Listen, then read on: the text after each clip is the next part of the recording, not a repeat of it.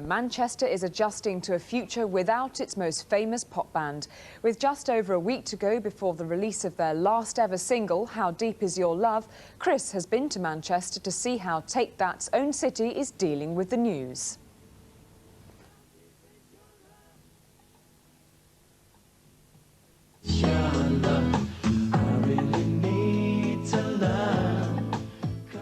It was the worst kept secret in show business, but we now know it's true. The Manchester supergroup Take That are to go their separate ways. They'll split after the next and final single. One local newspaper says, what does it matter? They're just another pop group.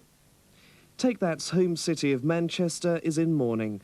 Their split is the top story of every local TV and radio station.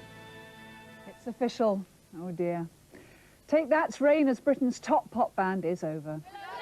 But the news still hasn't sunk in for many of their Manchester fans, who've been loyal to the band even before they became famous.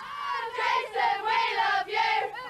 Frodsham High School in Cheshire is where lead singer Gary Barlow learnt his musical skills as a pupil. He's been successful in the past with Take That, so he'll be all right on his own. He's got the talent, he's got his own songs, and there's nothing stopping him. Many of the Take That fans feel betrayed. Only last year, when Robbie left, the band promised they would stay together. Because I know I am the happiest I've ever been in my life, and I have been for about 3 years. And all I want is this to go on. Outside Jason Orange's house, fans from across the globe have gathered, many in tears of disbelief. I've been trying to keep the tears back, but I just can't hold them back. The band are resting in the privacy of their own homes before making one of their final appearances on the Brit Awards next week. This is Chris Rogers for Newsround, outside Jason Orange's home in Manchester.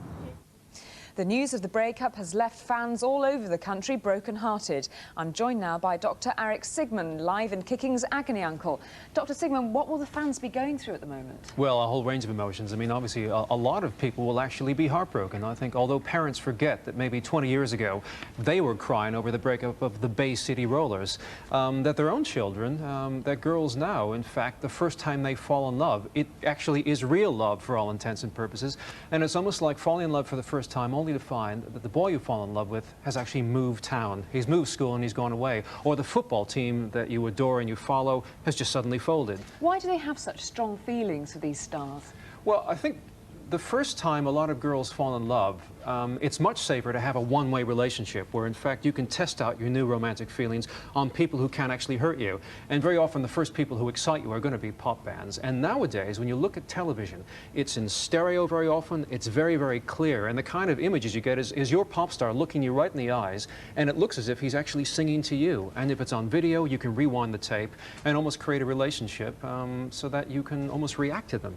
And how, in the end, are they going to come to terms with this breakup?